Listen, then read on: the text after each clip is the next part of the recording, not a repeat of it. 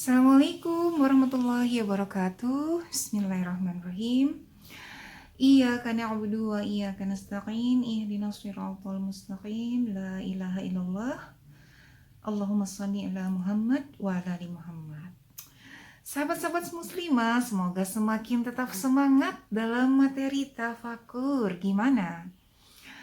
Sudah mulai antusias untuk tafakur ya? Semoga, karena saya juga sedang sangat antusias untuk mentafakuri diri saya di dalam materi-materi yang saya sudah sampaikan tuh. Saya banyak sekali mentafakuri diri saya sendiri ya kan, yang selama ini ya begitulah ada di dalam materi-materi saya tersebut. Itu semua juga saya praktekkan dan saya jalankan.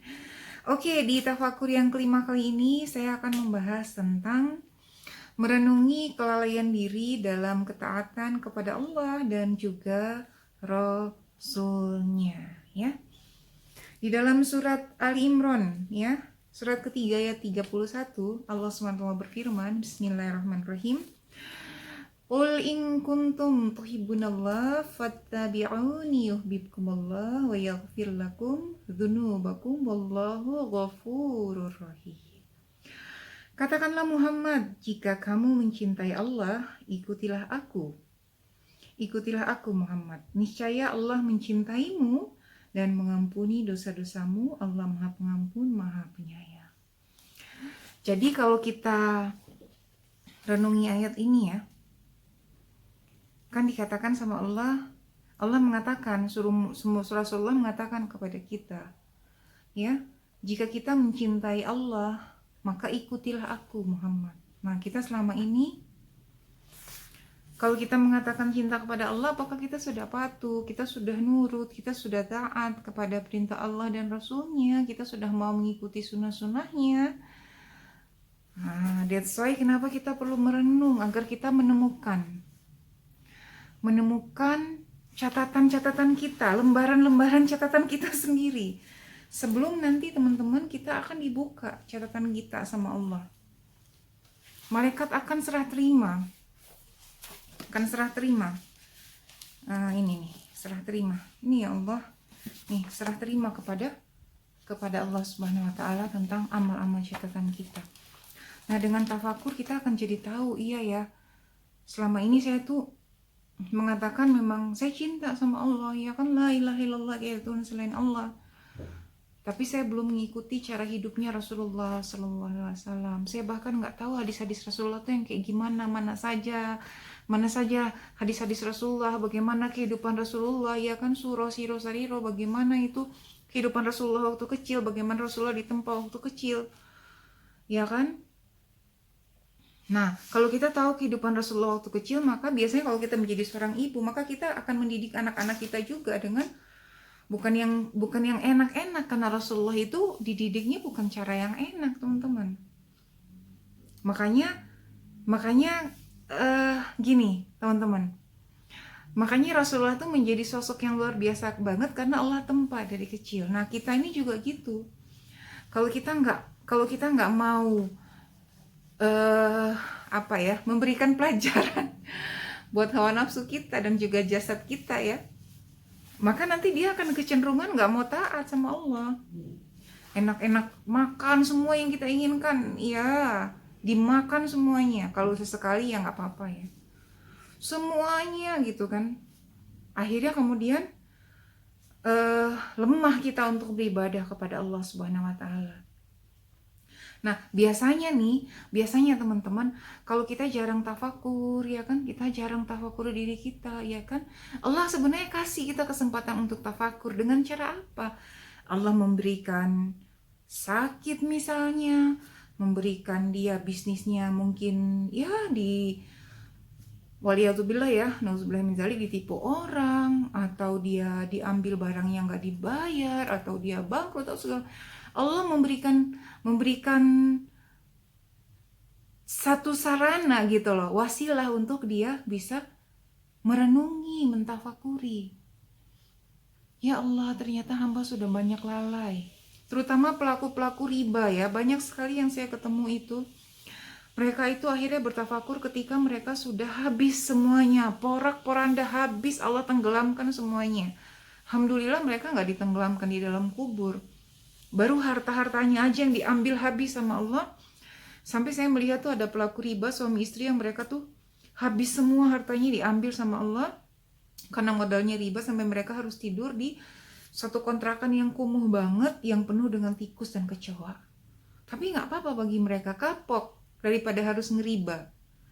Dan banyak juga orang yang nggak tahu teman-teman riba itu apa, makanya riba itu bahaya. Makanya saya singgung di sini gitu kan. Saya sendiri pernah kok, handphone saya tuh waktu saya mau berangkat ke Korea waktu itu sudah padahal handphonenya sebelumnya masih ada, melewatin imigrasi masih ada. Sudah duduk pesawat ternyata handphonenya nggak ada. Saya langsung diam sambil nyari, ya udah, saya ingat handphone ini dulu belinya pakai uang apa. Pertama istighfar dulu, kemudian cari tahu handphonenya dulu beli pakai uang apa. Yang ketiga, yakin bahwa Allah akan mengganti dengan yang lebih baik.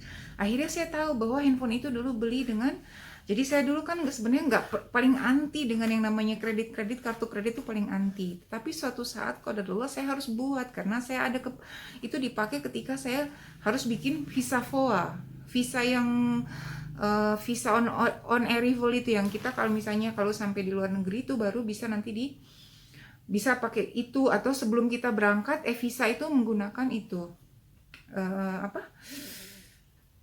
kartu kredit tersebut. Dan qadarullah ternyata handphone saya waktu itu C9 Pro itu saya belinya menggunakan kartu kredit itu. Allah ambil, ya udah mau gimana lagi gitu kan, akan Allah ambil. Nah qadarullah cuma itu aja sih, maksudnya karena saya nggak pernah kredit selama ini, saya nggak pernah menggunakan, apalagi minjem di bank tuh nggak pernah gitu kan. Nah itu aja tuh ya Allah bersihkan, Allah ambil. Gimana dengan orang yang modal usahanya itu dari benar-benar riba. Nah gitu ya, mungkin kalau ada yang dengar ini dan kemudian masih melakukan riba, maka bisa lebih mentafakuri bahwa kalau saya melakukan riba itu sama aja saya menantang Allah. Teman-teman, saya sedikit cerita, saya dulu pernah melakukan bisnis ya. Itu tuh diantara tim saya itu saking karena apa ya, dari coach di atas kita tuh harus capai target gitu kan, sampai akhirnya kita tuh udah yang bawah tuh mau bayarnya pakai kartu kredit, mau apa tuh udah nggak peduli. Tapi kemudian apa, ya Allah, ngeri sekali gitu loh. Saya tuh saya udah keluar dari bisnis itu, dan jangan sampai lagi, maksudnya saya ngalamin kejadian-kejadian yang kemudian ada tim saya tuh harus menghalalkan segala cara dengan menggunakan kartu kredit untuk mengadakan produk-produk yang ada dalam bisnis kami. Nah itu seperti itu teman-teman. Jadi apabila kita banyak tafakur ya kan, kita merenungi apa saja nih kelalaian kita, kelalaian sama Allah dan Rasulnya mana yang belum ditaati. Sunnah Rasulullah apa saja yang kita tahu nggak kalau sunnah Rasulullah itu tidur ngadep kanan? Kita tahu nggak kalau minum itu pakai tangan kanan sambil duduk, itu sunnah Rasulullah. Nah gitu teman-teman, kita tahu nggak masuk kamar mandi gunakan kaki kiri, keluar kaki kanan, karena kalau masuk masjid baru masuk kaki kanan, keluar kaki kiri. Kalau masuk kamar mandi masuk kaki kiri, keluar masuk kaki kanan, ada doanya. Nah itu gitu teman-teman, kita bisa mendapatkannya hanya dengan tafakur, merenungi gitu. Gimana caranya princess untuk bisa tafakur? Ya perbanyak baca arti daripada Al-Quran, banyak dengar kajian, atau cari ke toko buku-buku yang memang sesuai dengan diri teman-teman, dan kemudian kaji di situ, renungi diri teman-teman sendiri. Sejauh mana selama ini saya sudah mengikuti perintah Allah Subhanahu wa Ta'ala, menjauhi larangannya, sudah mengikuti sunnah Rasulullah apa belum? Soalnya zaman sekarang ya kita lihat ya, banyak sekali umat muslim yang nggak paham sunnah Rasulullah itu apa. Istri-istri nggak tahu kalau suaminya sunnah jenggot itu sunnah, nggak tahu. Ya kan, mau pakai wangi-wangian buat suaminya itu sunnah. Ketika mau pergi sholat Jumat, ketika di rumah. Perempuan juga apakah tahu kalau dia keluar rumah tuh nggak boleh memakai wangi-wangian. Nah gitu teman-teman, saya sendiri benar-benar deh, saya perlu banyak juga minta hidayah dan taufik sama Allah, minta doa juga kepada semuanya untuk ya biar lebih banyak tafakur, karena saya yakin kalau saya banyak tafakur tuh saya akan banyak menemukan ya, menemukan diri saya sendiri gitu. Menemukan diri saya dan semakin mengenal Allah, dan oh iya ternyata